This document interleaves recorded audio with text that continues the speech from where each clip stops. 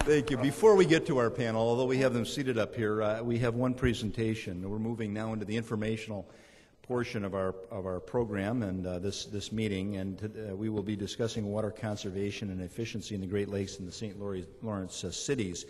To introduce this topic, it's my great pleasure this morning to introduce Senator Patty Birkholz from the 24th Senate District for the state of Michigan.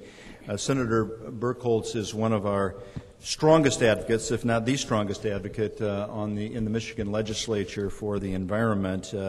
She is truly a watershed leader in both in the district that she represents, the geography that she represents, and in the magnitude of the work that she does in the state of Michigan. Ladies and gentlemen, join me in welcoming Senator Patty Birkholz. Thank you, George.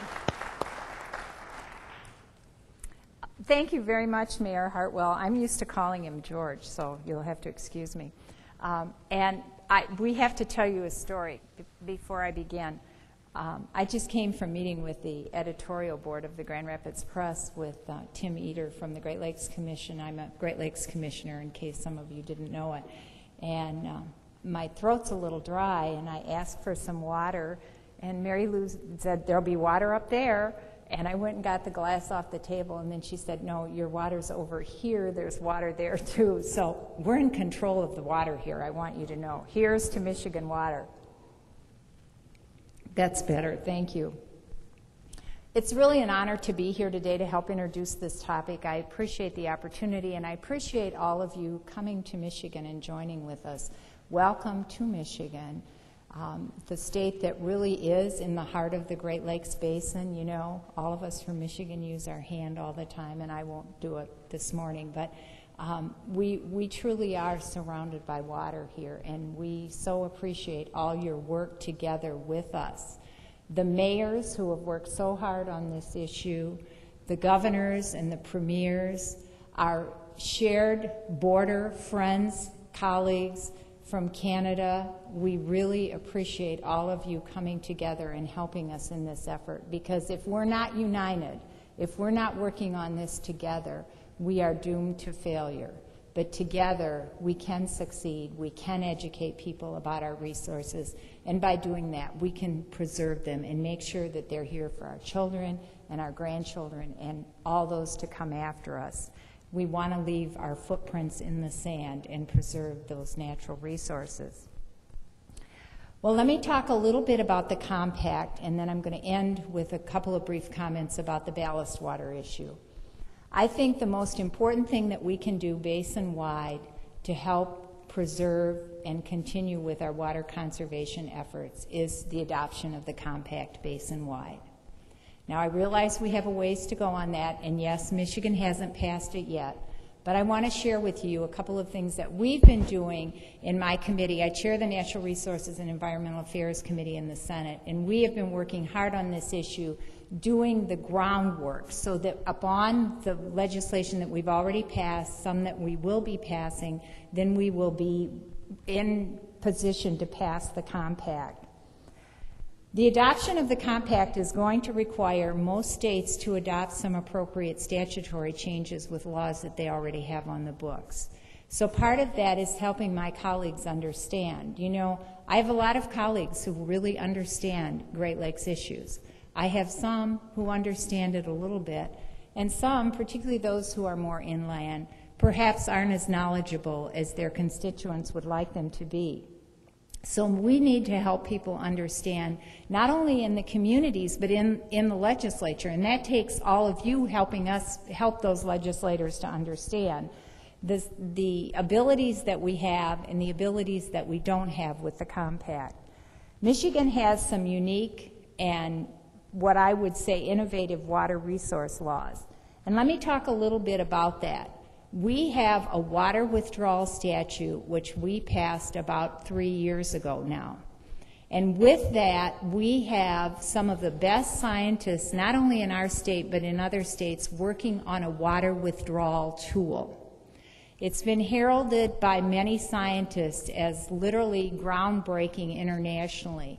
What this tool will do and it's going to, the formal announcement will be next week. It will allow anyone in the state with their GIS coordinates to go to a website, click and point, put in some scientific data, but minimal scientific data, and know immediately if any withdrawal will cause harm to that resource or will create a potential harm to that resource. That legislation was part of our water withdrawal legislation that we passed about 3 years ago. The tool is almost complete, and we are going to announce it within the next week. When we have that tool in place, it will help all water users and those who want to understand about water use, understand whether or not there are potential for harmful effects. And if there are any mitigation factors that can be implemented, and if not, then we know the reason to deny that user, whether it's a farmer, a manufacturer, or someone else, we know the reason to deny that use. So we're looking forward to using that tool and to sharing it with others in other states and provinces. After we finalize the groundwater management tool, because that is the basis for our moving forward on the compact, then we will be taking testimony in committee directly on the compact. We will probably hold hearings throughout the state to help people understand the issue and also to help make sure that there isn't something we've missed. We do feel that we will need some statutory changes to our already existing laws.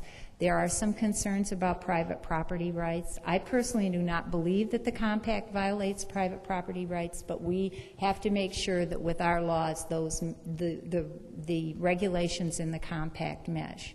So we will be moving forward on that this summer. My intention is to have the legislation out of the Senate over to the House and hopefully adoption by the end of the year. So you can look forward to Michigan's work in that regard. The other question that I know I'm going to be asked today and that we've spent a lot of time talking about lately is the ballast water law. It is in court today. You may know that we're being sued. Michigan is being sued on the implementation of our ballast water law. Let me share just two things with you.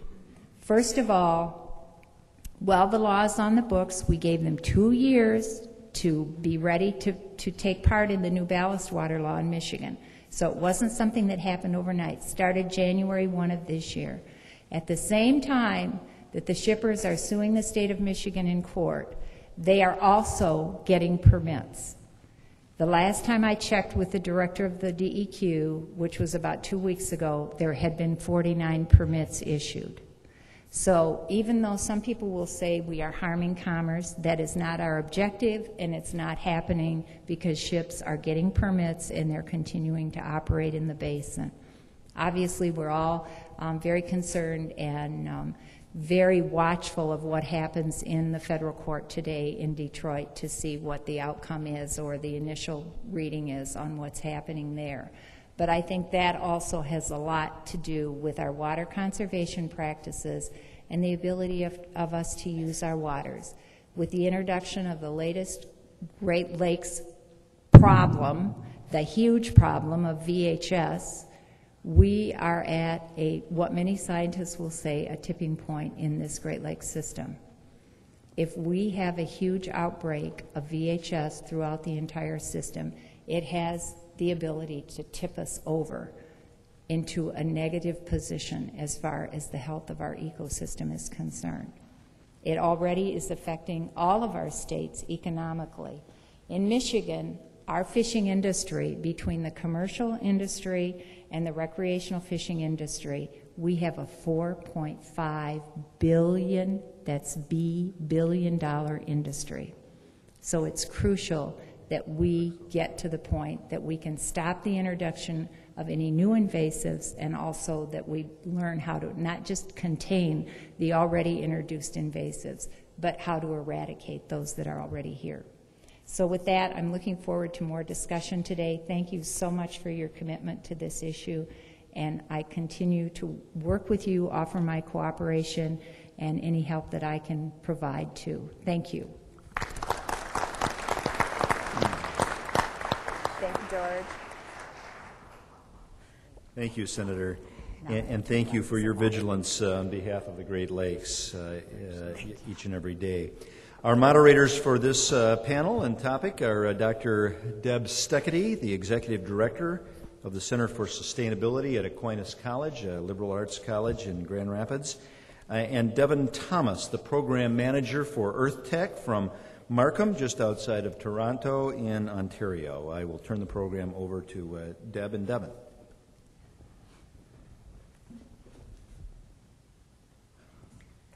Well, thank you. Devin and I are very happy to be a bi-national team up here. And personally, I would like to thank you for all of your individual commitments to protecting the Great Lakes. As one of the species of the basin, I'm very appreciative of all the work that you do. Today, at this panel, we have water conservation and efficiency in the Great Lakes and the St. Lawrence Seaway. And we would like to have you meet our panelists this morning. And we've asked them to introduce themselves, and so if you would do so, please. David Miller, Mayor of Toronto. Lou DiGeronimo, General Manager of Toronto Water. Daryl Matson, General Manager, Transportation and Works, City of Thunder Bay. Ken McWhorter, Manager of the Environment Division with Transportation and Works, City of Thunder Bay. Patty Birkholz, Senator from Michigan. Mike Sturdivant, Chicago Water Management and Engineering Division. Thank you very much, and we're looking for some terrific insights from you today. To get us started, we will have a few brief presentations this morning, and then we're going to have an opportunity for questions from you for our panelists. And so we are hoping that we will have some thought-provoking and informative questions from you. There are some index cards at your table, and if you would please note your questions on those index cards. We will have volunteers, those wonderful people in the brown shirts will collect them and bring them up to us here, and we will pose them to our panelists to get your answers. So to get us started this morning, we have Mayor Miller from Toronto. Thanks very much. We're doing it from here, right? Thank you. And I want to thank the Senator for her remarks.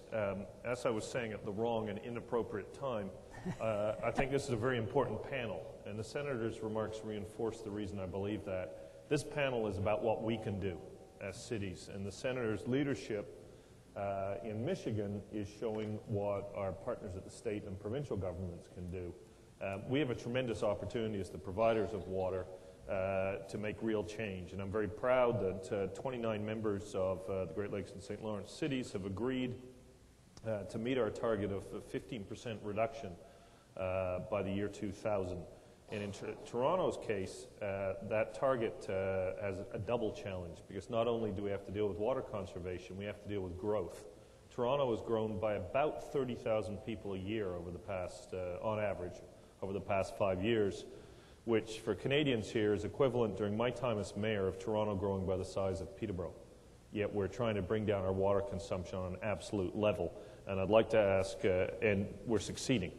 And this panel to me is about us learning from each other, learning best practices, and demonstrating how we can meet that very ambitious target and show that municipalities are in fact the leaders on the issues addressing the Great Lakes. So I'd like to turn the rest of my time over to Lou DiGeronimo, our General Manager of Water, to tell you exactly what we're doing.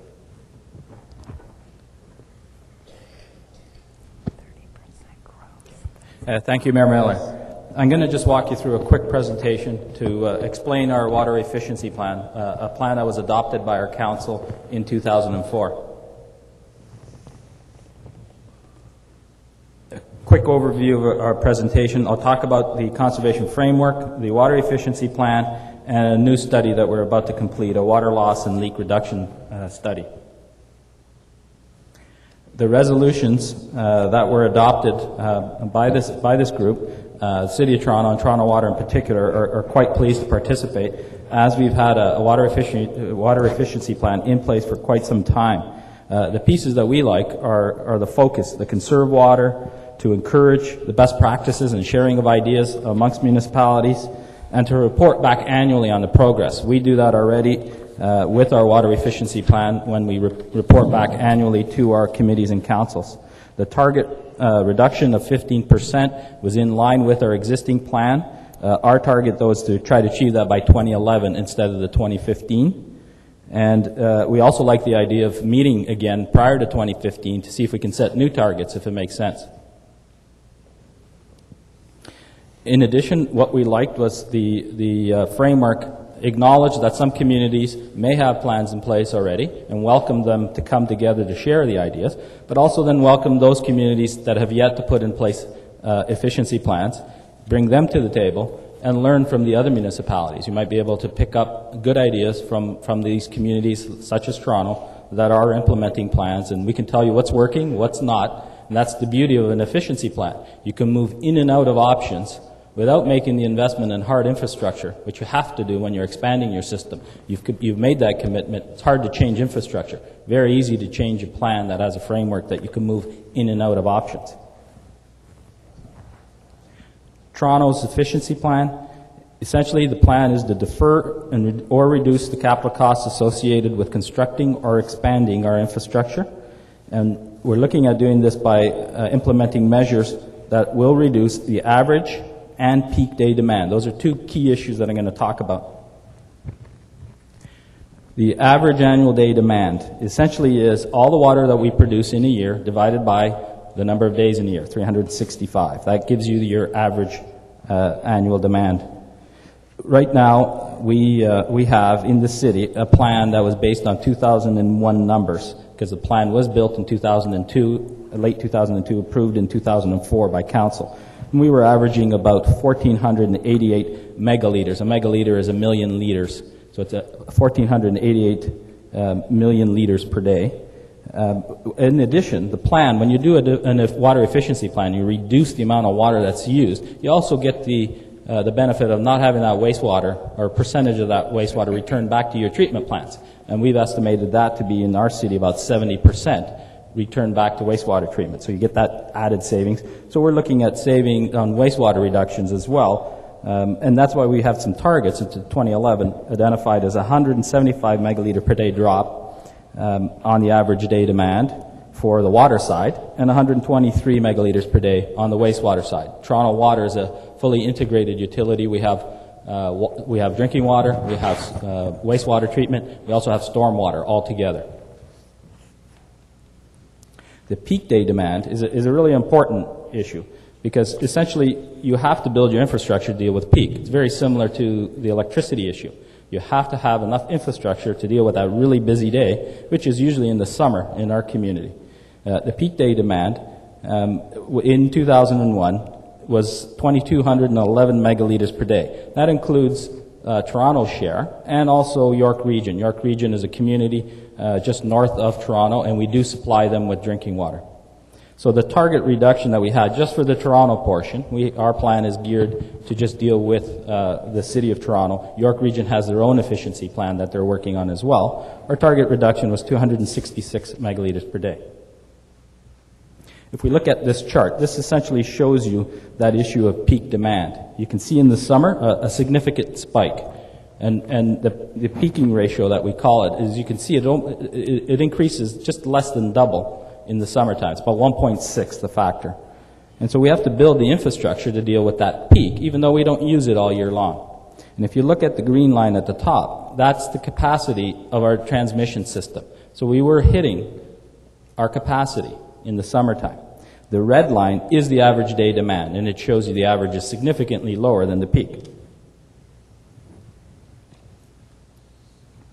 At the same time as we were putting our efficiency plan together, as Mayor Miller indicated, we have a city that's growing. So we had to project future population as well as employment growth. And we had to forecast what would happen in the future. And we determined that our average day demand would continue to increase if we didn't change some of our habits. And if we didn't change our habits, we were going to need to spend significant dollars in infrastructure. So we embarked on our efficiency plan. We looked at over 70 measures. We reviewed them for technical feasibility, applicability, and social acceptability, because you sometimes have to change consumer habits. We looked at the cost-benefit analysis of each one of them. We ended up with 7 measures that were shortlisted. We took those 7 measures and we spread them across 4 sectors, the municipal sector being ourselves. We have to get our own house in order because we use water and we distribute the water. We're looking at multi-unit residential. Our city, about half of our population lives in multi-unit residential buildings, so we have to deal with that sector. The single-family residential sector and the industrial, commercial, and institutional sector. And we came up for targets for each one of those measures and across the sectors. And the way we did that is we would take one of the measures against a particular sector, and we figured out what would be the maximum saving if 100% of that population participated in the initiative. Now we know that that's not going to happen because this is a voluntary program that has incentives that are gearing it. And so we did some pilot programs and came up with various capture rates for each of the programs, and we ended up establishing our targets. We also sat back and looked at what it cost to construct new infrastructure. And we came up with numbers, and this is based on 2002 dollars. I can assure you in 2007 dollars, significantly higher now. But at that time, we came up with these numbers.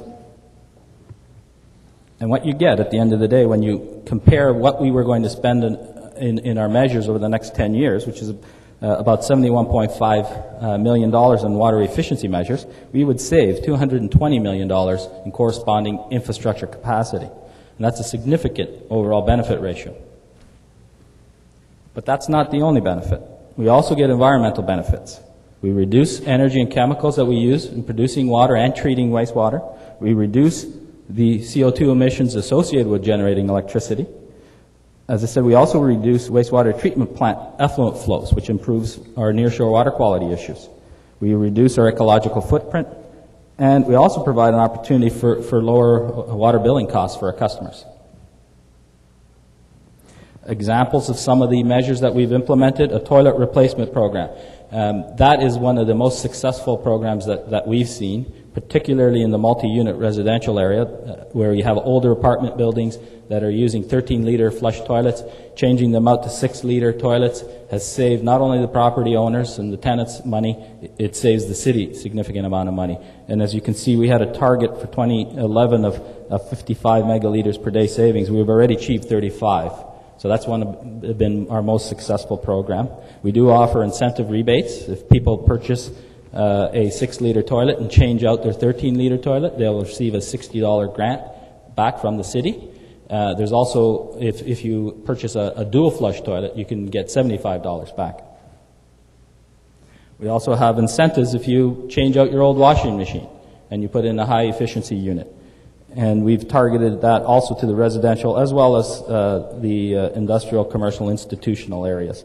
And we'll give you back a $60 rebate if you verify that you've purchased a high-efficiency washer. We're also just launching a program where we're helping you with your summer watering use, because you can see that peak issue. That's one of the things that we have to deal with, is reduce the peak.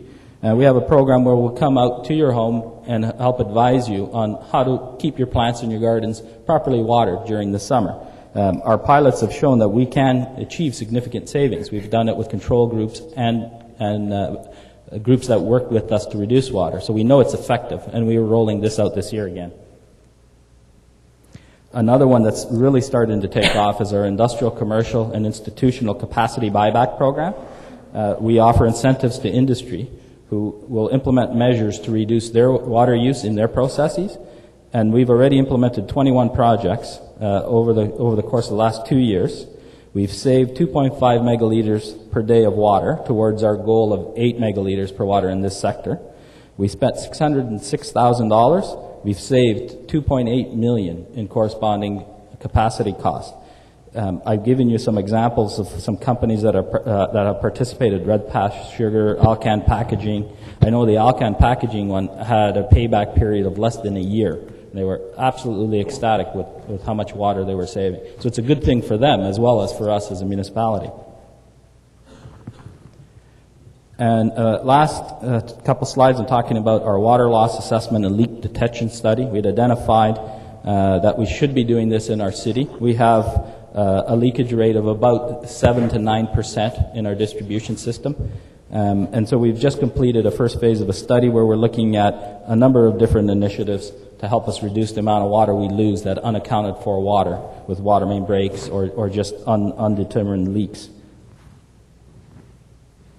So our success so far, as I indicated earlier, we did set some targets. We set annual targets as well. So for 2006, the incentive targets that we set out, we achieved 97% against those targets. The average annual demand per day was 1409. That came down from the original 1488. So we're showing good progress trending downwards. Our peak day demand dropped significantly to 1,916 megaliters per day. That's already below our 2011 target. So we're heading in the right direction, and we're continuing to roll out more programs, and we're seeing that downward trend on our consumption, on both water and wastewater, and we're having to adjust our rate models to address that. But that's a good thing, in my opinion, because it's better to invest now in this type of project as opposed to having to spend a significant amount of money expanding our water treatment plants. Thank you.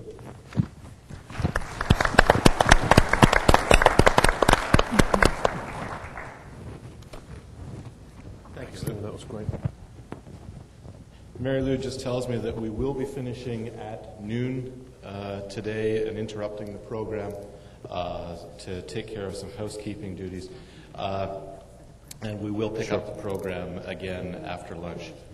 It's my pleasure now to introduce Daryl Matson and Ken McWhirter from the City of Thunder Bay.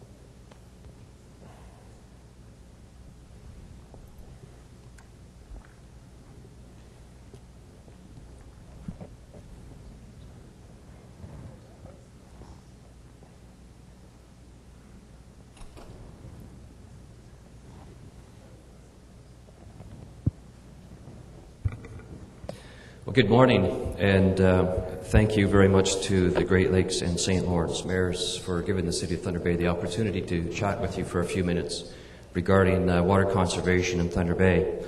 I just wanted to point out that for any of those communities that are starting to put together and bolt up water conservation programs, there is a publication put out by American Waterworks Association. It's called Manual M52. I wish we had this back in 1995-94 when we actually started putting our program together. It's an excellent document for anybody that is starting with a new program, and it has all the program components listed in it. It is available through American Waterworks Association, and I think it runs about $30 US.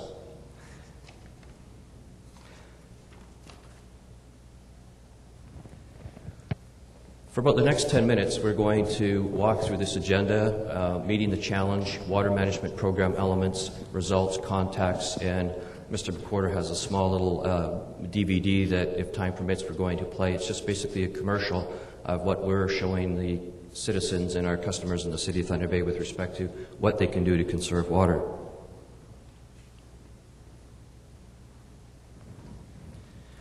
In terms of meeting the challenge, Thunder Bay is population's about 109,000 residents located on the north shore of Lake Superior.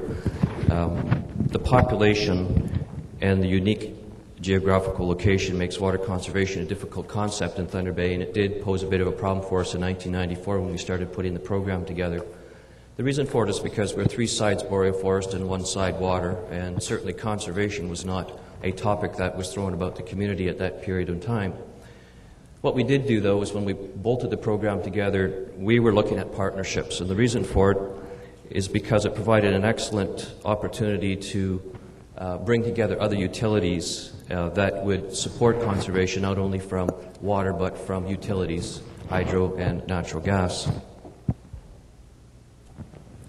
In terms of meeting this challenge, the City of Thunder Bay went out to look for that partner, and we eventually partnered with Eco Superior. The reason for it is because they were already established in the City of Thunder Bay. They were running some very, very good quality environmental programs. They were highly respected by the individuals that were participating.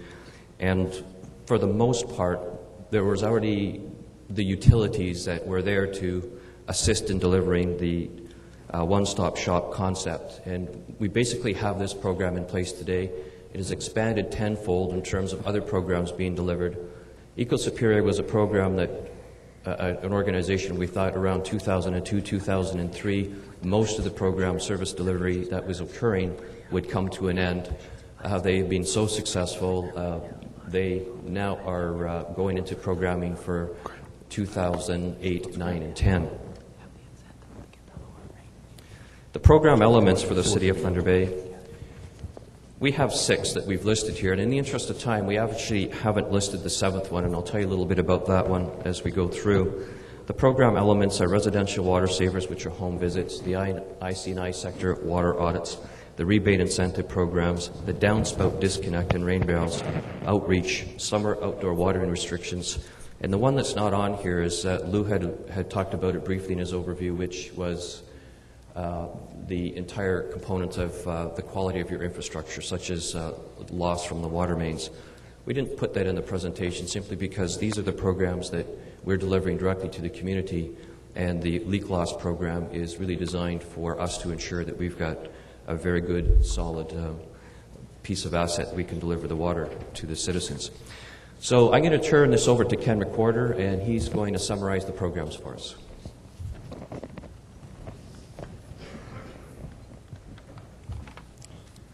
Good morning, and thank you for allowing me to be here. I just was told 4 minutes, so onward and upward. The elements of the program, we start with a water conservation visit, both to the homes and to the IC&I sector. For the homes, we provide low-flow shower heads if they're required, as an incentive to promote participation. The home visits are free to the customers. The IC&I water audits are offered to office areas, recreational facilities, daycares, multi-residential properties. At these audits, we provide educational materials to the customers. The water audit services is required to get into the rebate program, and again, there's no charge to the customer. We started with the ultra-low flush toilet rebate program, which evolved over time to a lot more options to the homeowners as well as the IC&I sector. Water conservation home visits, as well as the commercial visits, as I mentioned, are the prerequisite for the rebate. Replacement toilets must be 6-liter flush or less, and they must be installed by a licensed plumbing contractor. We allow a $125 credit per rebate to their water account for the customers. One of the expansions we did was Energy Star washing machines. We bought when we rented our house. They're promoted through the local retailers in Thunder Bay, and we allow a $100 credit per unit rebate, again, on the water accounts.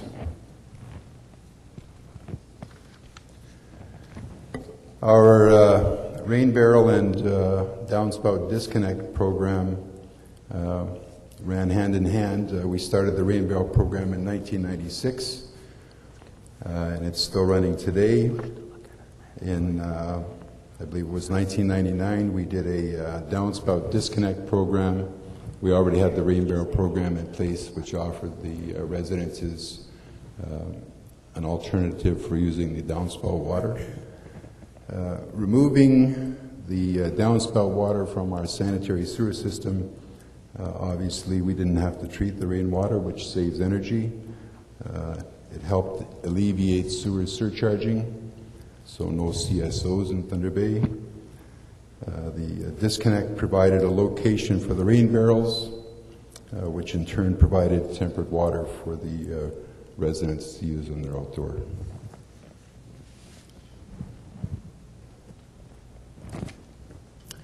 Another part of our program elements, outreach and education.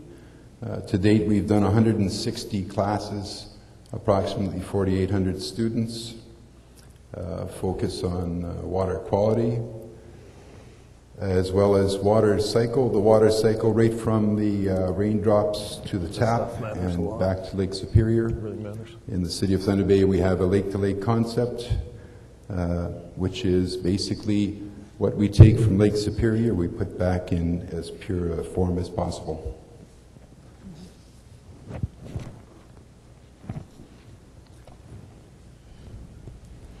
Further on the outreach and education, we provide booths at the community events, trade shows, home shows, Lake Superior Day.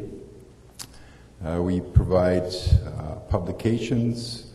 Some of the publications are water saver guides, homeowner guides to water conservation, rebate brochures, as well as our Green City Environment Supplement in the citywide newspaper. One of the unique outreaches we do is at our Thunder Bay Border Cats home games. We hold timed rain barrel races between the innings, while the announcer speaks about water conservation. Really? That's great. That's a great idea. I think education is one of the key challenges. In 1996, we began promoting voluntary reduction in outdoor water usage. In 1999, it became mandatory. So we have a mandatory watering restriction enforced in Thunder Bay based on odd and even calendar days, according to your address. We have radio campaigns that reinforce this between May and September. In 2006, the radio ads included giveaways to the first 100 customers, and the outdoor watering restrictions are by law enforced. Just quickly, the results from our program, 3-year study of 33 participating households tracked an average of 22% in water savings, as well a study of a 130-unit co-op housing development tracked over 30% in water savings. To date, we've sold 6,000 rain barrels, 16% reduction in our treated water between 1994 and 2005. We have a current annual budget of $200,000 for water conservation. $70,000 of that is used for retrofits of corporate facilities so that we can lead by example.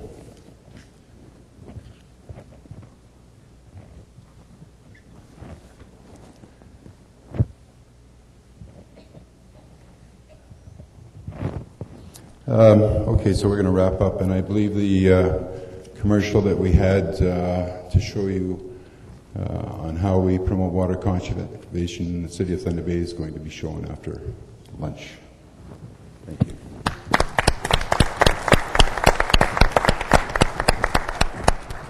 Just some housekeeping notes.